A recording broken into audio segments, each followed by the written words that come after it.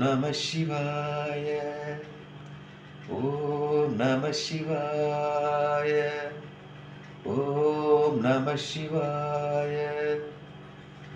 அன்பான சிவ அன்பர்களே, கடந்த நாட்களில் நம்ம ஜோதிலிங்கத்தை பற்றியும் அதோட சிறப்பு வரலாறு, மொத்தம் எத்தனை ஜோதிலிங்கம், அதை தொடர்ந்து ஒரு ஜோதிலிங்கத்துடைய வரலாறு சிறப்பையும் நம்ம பார்த்துட்டு வரோம். அந்த வகையில் நாம் இன்னைக்கு பார்க்க போகிற ஜோதிலிங்கத்தோட பேர் வந்து வைத்தியநாதர் ஜோதிலிங்கம். அந்த வைத்தியநாதருக்கு வந்து 2 பேர் உண்டு. வைத்தியநாதர், பத்தியநாத்னு 2 பேர் அவர் திருவண்ணாமலையில் அடிக்கிறாங்க. சரிங்களா? இந்த ஜோதிலிங்கம் வைத்தியநாதர் வந்து ஜோதிலிங்கத்துடைய 9வது ஜோதிலிங்கமாக சொல்கிறாங்க. இந்த ஜோதிலிங்கம் வந்து பார்த்தீங்கன்னாக்கா வைத்தியநாதர் கோயில் தேவகர், ஜார்க்கண்டில் தேவகர் மாவட்டத்தில் இருக்குது. சரிங்களா? அதே வைத்தியநாதர் வந்து மகாராஷ்டிராவில் பார்த்தீங்கன்னா பரளி என்ற ஊர்லேயும் இருக்குது. என்னடா அது பரளி, தேவகர், ஜார்க்கண்ட், குஜராத் குழப்பம்னு பார்க்குறீங்களா? இது என்னன்னாக்கா 2 மாநிலத்துக்கு இடைப்பட்ட ஓரத்தில் வந்து சென்டராக அந்த கோயில் அமைஞ்சிருக்குது. அதனால் 2 மாநிலமும் இதுக்கு இந்த கோயிலுக்கு வந்து உரிமை கோர்றாங்க. சரிங்களா? அப்புறம் பார்த்தீங்கன்னாக்கா பாபா தாய் என்னும் வைத்தியநாதர் என்ன பேர் இதுக்கு வந்து உண்டு. பாபா தாயின்னு வைத்தியநாதர் கோயில் உண்டு. சரிங்களா? இந்த கோயிலை சுற்றி மொத்தம் 21 கோயில் இருக்குது. எப்படி கொஞ்சம் தூரத்தில் தான், கொஞ்சம் இடைப்படுது, 1 கிலோமீட்டர் 2 கிலோமீட்டர் தான். அப்போது அதை சுற்றி 21 கோவில் இருக்குது. இந்த கோவிலே பார்த்தீங்கன்னாக்கா பார்வதி தேவி இருக்காங்க, முருகர் இருக்கார், விநாயகர் இருக்கார், தட்சிணாமூர்த்தி, அப்புறம் இதுமாரி எல்லா தெய்வங்களும் அந்த கோவிலில் இருக்கிறாங்க. இதை வந்து சித்த பூமின்னு சொல்கிறாங்க.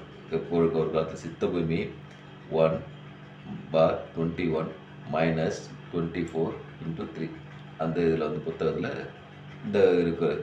அதே பார்த்தீங்கன்னா மகா சிவா புராணம் சத்ருக சங்கீதில் வந்து பார்த்தீங்கன்னா 42/1 - 4 × 3 இந்த இதுலேயும் இந்த கோவில் வந்து சிறப்பாக சொல்கிறாங்க.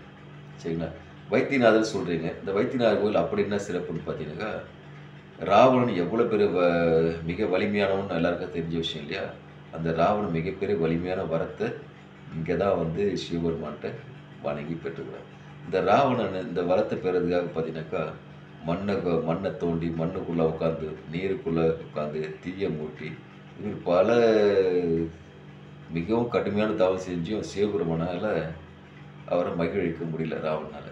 ஏன்னா சிவபெருமான் மகிழவே இல்லைன்னு சொல்லிட்டு என்ன பண்ணுறாரு, அப்புறம் வந்து யாகத்தை ஒரு புது யுக்தி எடுக்கிறார். சிவபெருமான் மகிழ்விக்கிறதுக்கு என்ன செய்ய தண்ணி கொடுக்குறான்ட்டு ஒரு தலையாக வந்து வெட்டிட்டு வர்றார். வெட்டி யாகத்தில் போட்டு தவம் செஞ்சு வர்றார். இப்படி 9 தலையை வெட்டிட்டார். 10வது தலை வெட்டு போது தான் பார்த்தீங்கன்னாக்கா சிவபெருமான் வந்து அவர் கண்ணுகள் தோன்றி ராவனுக்கு கேட்ட வரத்தை கொடுக்குறார். கேட்ட வரத்தை கொடுத்துட்டு ஒரு சிவலிங்கத்தையும் அவன் கையில் கொடுக்குறாரு. இந்த சிவலிங்கத்தை நீ எங்கே வந்து கீழே வச்சுட்டாலோ, இது நிலை குனிஞ்சாலும் அது அங்கேயே பிரதிஷ்டை ஆகிடும்னு சொல்கிறார். சொல்லிவிட்டு சிவபெருமான் போயிடுறாங்க.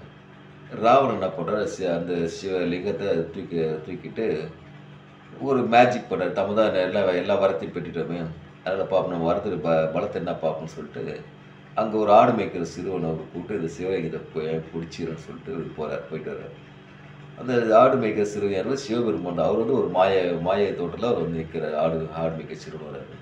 அந்த சிறுவன்கிட்ட சிவலிங்கத்தை கொடுத்த உடனே அந்த சிறுவன் சிவலிங்கத்தை தூக்கி தாங்கி வச்சுட்டு இருக்கிறான். அவனால் வெயிட்டு தாங்க முடியல. அதனால் அந்த பாரம் தாங்க முடியாத அந்த சிவலிங்கத்தை கீழே வச்சிடலாம். அப்போ கீழே வச்ச சிவலிங்கம் தான் வந்து பிரதிஷ்டையாக அங்கே நிற்குது. அதுதான் வைத்தியநாதேஸ்வரர் திருக்கோவில். சரிங்களா? அப்புறம் ராவணனை ஒன்றுமே செய்ய முடியல. சிவன் சொன்ன மாதிரி அங்கேயே வந்து ராவணன் வந்து வணங்கிட்டு போயிடுறாரு. இப்படி ராவணன் 10 தலையை 9 தலையை வெட்டினார் இல்லையா? அந்த 9 தலையை சிவன் வந்து வைத்தியநாதராக இருந்து அது மறுபடியும் அவருக்கு தலையை வழங்குறதால வந்து வைத்தியநாதர் கோயிலாக இருக்குது. அதனால் மிகவும் பவர்ஃபுல்லான கோயில். நமக்கு எந்த நோய் நொடிகள் எது இருந்தாலும் இங்கே போயிட்டு வணங்கிட்டா ஐயா வந்து தீர்த்து சிவபெருமானம்மா. அதனால் வந்து முடிஞ்ச வரைக்கும் வாய்ப்பு கிடைக்கிறவங்க போயிட்டு வைத்தியநாதேஸ்வரர் போயிட்டு வணங்கிட்டு வாங்க. ஜோதிலிங்கம் ரொம்ப பவர்ஃபுல்லான லிங்கம். அது வைத்தியநாதர் எந்த குறையும் இருக்காது. நோய் நொடி தம்மை விட்டு அகன்றணும். அதனால் இவ்வளோ சிறப்பான அந்த வைத்தியநாதர் கோயிலை வந்து வாய்ப்பு கிடைக்கிறவங்க போயிட்டு நேரடியாக தரிசிட்டு வாங்க. வாய்ப்பு கிடைக்கல ஐயனை மட்டும் நினைக்கிறோம் அப்படின்னா வீட்டிலே தான் இருக்கிற இடத்துல அவரை நினச்சி எங்கும் இருக்கிற ஈசன், உன்னில் இருக்கிற ஈசன், என்னில் இருக்கிற ஈசன், தூணில் இருக்கிற ஈசன், துரும்பில் இருக்கும் ஈசன், எங்கேயுமே அவர் எல்லா விதத்துலையும் நிறைஞ்சிருக்காரு. நாலாப்புறம் நிறைஞ்சிருக்காரு. அதனால் அவர் நாலாப்புறத்துலேயும் அவர் வந்து வணங்கி அவர் ஈசனர்கள் பெற்று இன்புற்று வாழ். ஓம் நமச்சிவாய, ஓம் நமச்சிவாய, ஓம் நமச்சிவாய.